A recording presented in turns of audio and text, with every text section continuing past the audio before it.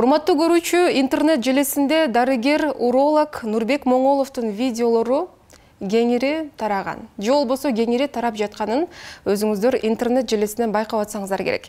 Мына ушул интернет желесиндеги популярдуу дарыгерди бүгүн биз студияга чакырдык. Нурбек мырза менен биз жакындан таанышып көрүүнү туура көрдүк. Саламатсызбы? Саламатсызбы? Куту студиябызга кош келипсиз. Рахмат. Сиз менен жакындан таанышалы бүгүн, Хорошо.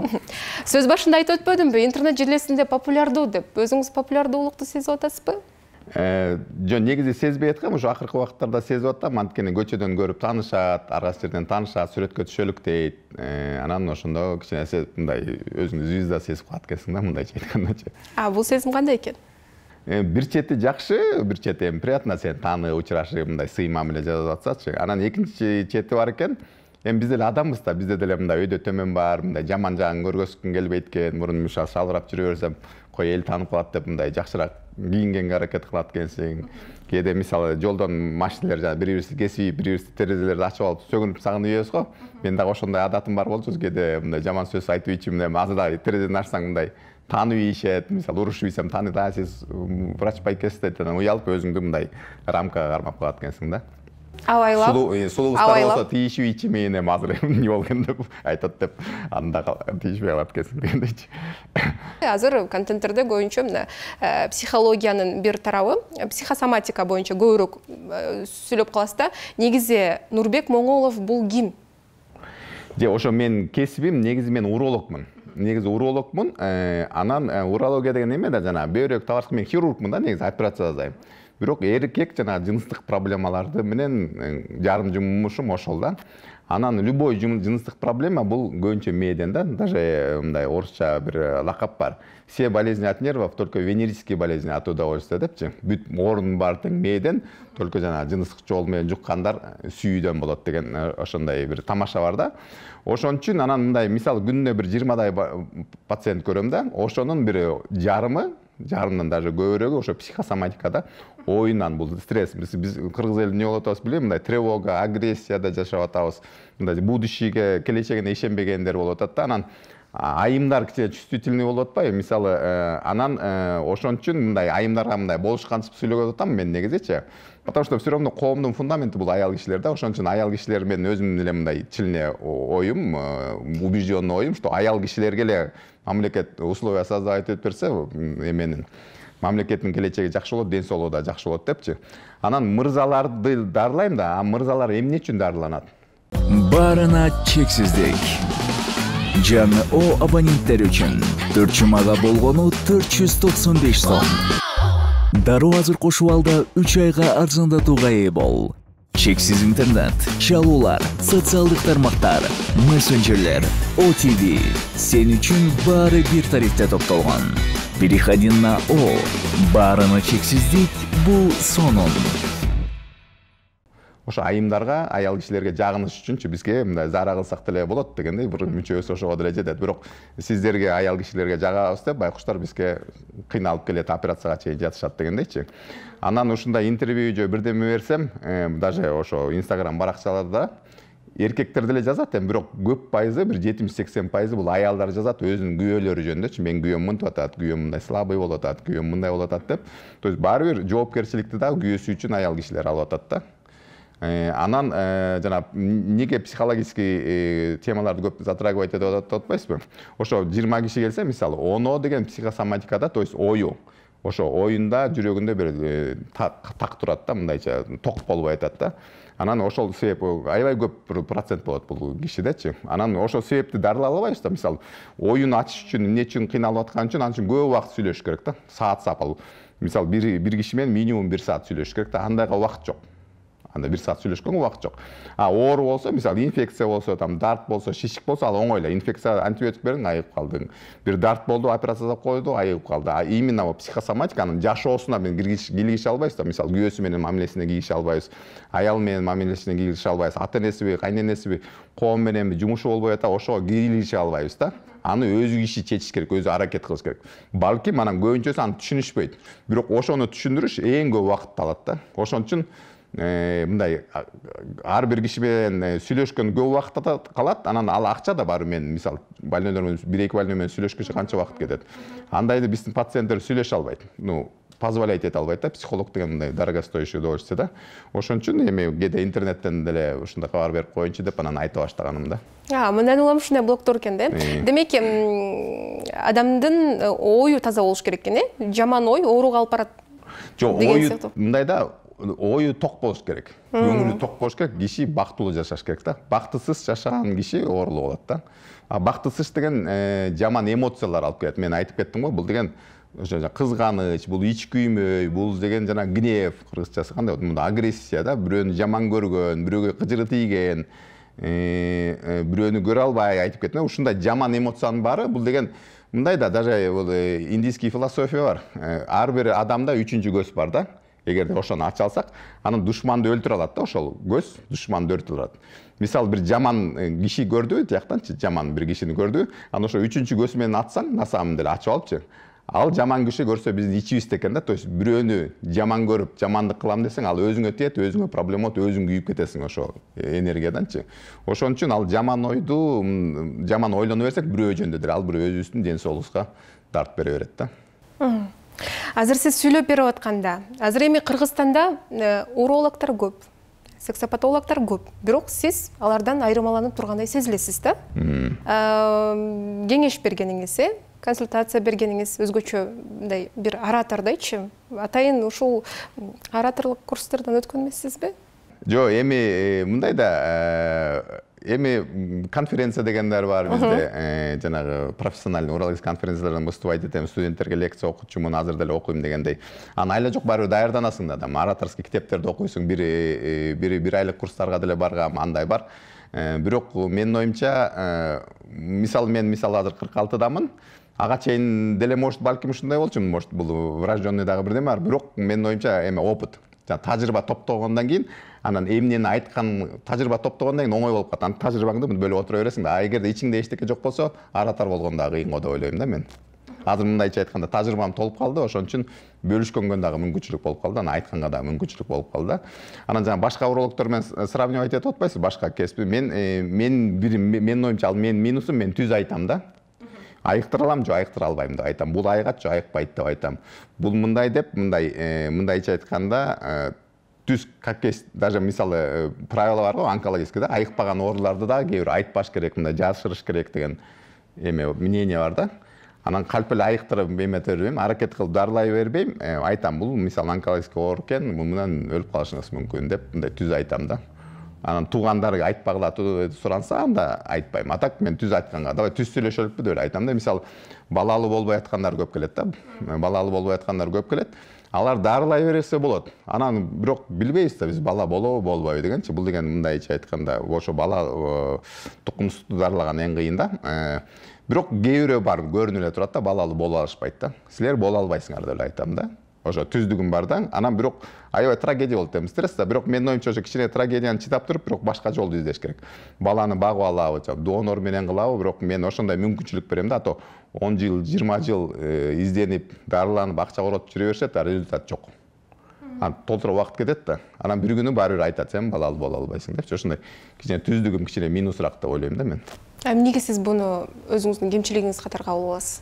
Тескерисинче Дерский деп коет го, сизди мына ушундай уролог катары кабыл алышат да.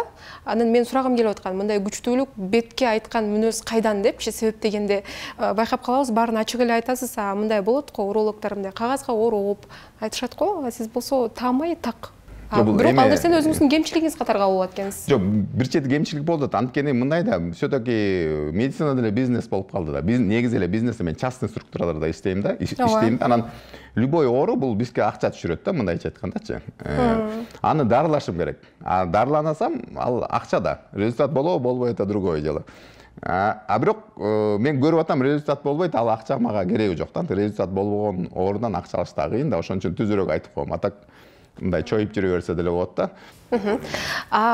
Мисалы азыр Инстаграмды, социалдык тармактарды биз колдонуп атканыбызга бир 6-7 жылдай болуш керек. Instagram деген түшүнө көбүрөөк колдонуп баштады да. Сиздин өзүңүздүн бул тармакта жүргөнүңүзгө канча жыл болду? Instagramда, TikTokто, социалдык тармактарда активдүү болгонуңуздун себеби эмнеде? Хайпты жактырган адамдардын катарындасызбы? Контенттерди башкаларды эмне үчүн кыласыз? Жок, мындай да, биринчи Facebook мен эми мындай экен, мен байкадым да. Facebook мисалы менин возрастым экен да. Ошо 40-тан бир 60-ка чейин көбүнчө Facebook экен да. Twitter башка өлкөлөр көбүнчө ал профессиональный сыры да. Мен анан 40-ка чейин, где-то 45-ке чейин көбүнчө бул эме экен, Instagram. Жаңы жаштар TikTok экен да, азыр ошондой бөлүм. Мен баштаганда Facebook болчу. Facebook болгондо мен за границада жүргөндө, Зарбешке көп окугамда, мен достор көп да. Анан мындай жана телефон, анда бизкесте да мобилный телефонда азыраак болчу. Ошо Facebook менен байланышкан оңой болчу да. То есть башка өлкөнүн мен досторум менен байланыш үчүн Facebook'ту колдонгом да.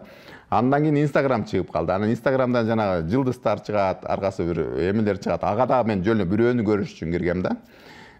Анан ошо частный структурага келгенден кийин Instagram'ың барбы деп мындай пациенттер, жаштар особенно сурайт экен да. Instagram'ыңда жок болсоң, как будто сен врач эмессиңдей мамиле кылат экен да. Сен Instagram'да жоксуңбу? Мен жанымда мен мисалы аябай жакшы врачмын, мен жанымда жаш врач, бирок ал Instagram'да жакшыраак да. Бул бар экен, бул жакшыраак врач окшойт деп мындай мамиле кылат экен. Керек экен деп анан ошо кире баштадым. Анан вроде как бы результат берип атат. Анан TikTok вообще эле случайно болуп калды. TikTok мен кызым колдончу да, анан жакшы музыкалар бар экен. Ошо Instagram'га мен видео жазаш үчүн, музыканы киргизиш үчүн TikTok'тун редакторуна кирип эле аяка ыргыта берчимин да, музыка киргизгенден кийин TikTok'ко автоматически кирип калат да. Анан ошентип ал мындай досторум деле эчке азыр даже TikTok'ту азыр кандай колдонгонун дагы билбейм. Ошо аяка ыргыта берчимин, анан бир күн эле бирөө звонтот деп, көрдүңбү бир видеоң сени 200 000 киши көрдү деп. Деп мен таң калып коем. Анан ошон миллионго жетти, миллион болгондо аябай бактылуу болгом да. Бир видеомду миллион киши көрдү да. Андан кийин 5 миллион көрдү, таң калбай калдым. Азыр бир видео мисалы 40 миллиондон ашык көрдү да. Анда деле бул случайно болуп кетти, анан TikTok'тон дагы популярный болуп кеттим да. Бул случайно. Аны кандай колдонуш керек до сих пор билбейм. Жөн эле музыка кошуп аяка жүктөй берем да. Instagram'ды деле билбейм азыр, ошо тиги кыздар SMM'дерди нанимать этип алдым алар. Темаларды өзүңүз топтолосуз. Мен ушу темадан сүйлөгүм келип атат, давай деп тартып коюшат. Нурбек мырза, азыр биздин көрүүчүлөрүбүз тескерисинче мага суроо берип калды болуш керек. Бир эмеден учурдан аттап кеттим. 46 жаштамын дедиңизби? Жаштыгыңыздын сыры эмнеде? Дарыгердин жаштыгынын сыры. Бул сыры, биринчи сыры сиздин вкусуңуз жакшы да, просто мен ошондой жаш көрүнгүс келип атат. Вкусуңуз жакшы экен да, мындайча айтканда.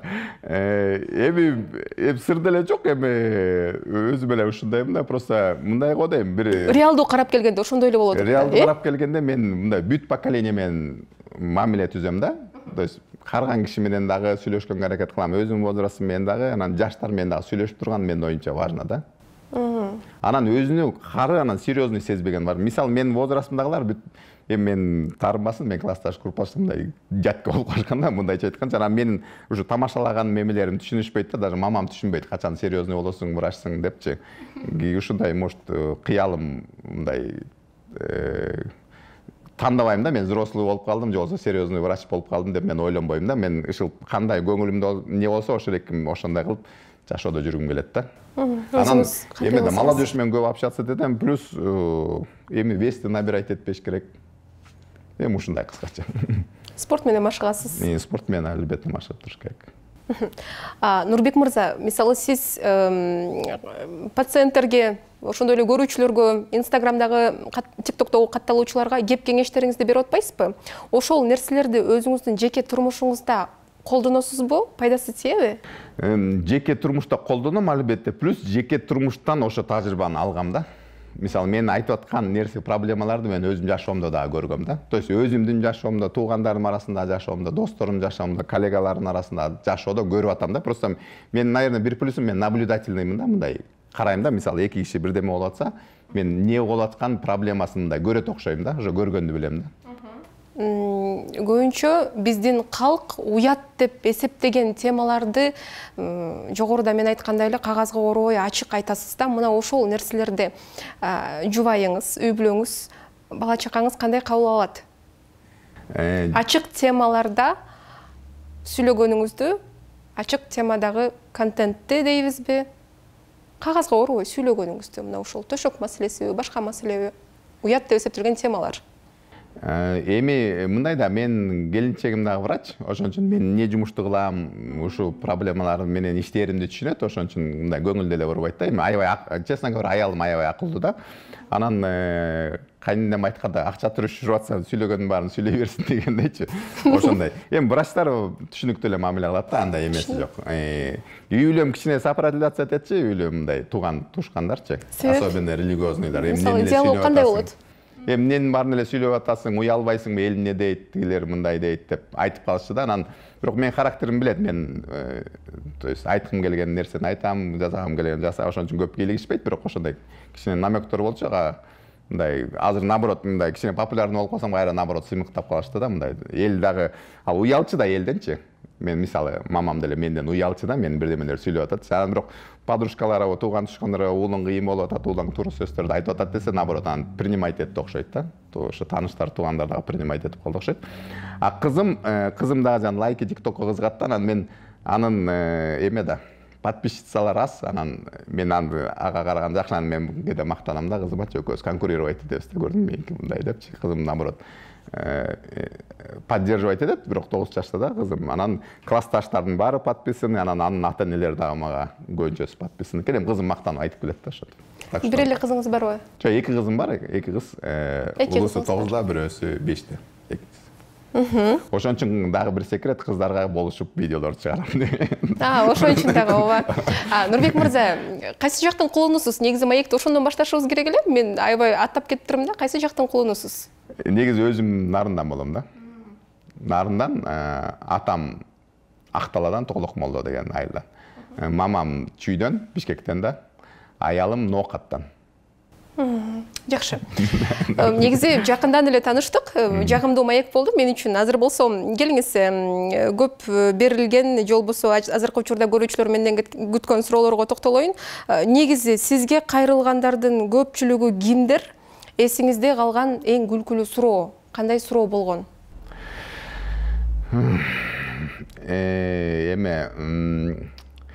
Бир интервьюдан күлкүлүү суроо болгон. Күлкүлүү эмес, мындай тупикке калган суроо болгон. Ошо секс деле үйрөтө бересиз, сексологияны эле үйрөтө бересиз, өзүңүз кандайсыз деген бир суроо болгон да.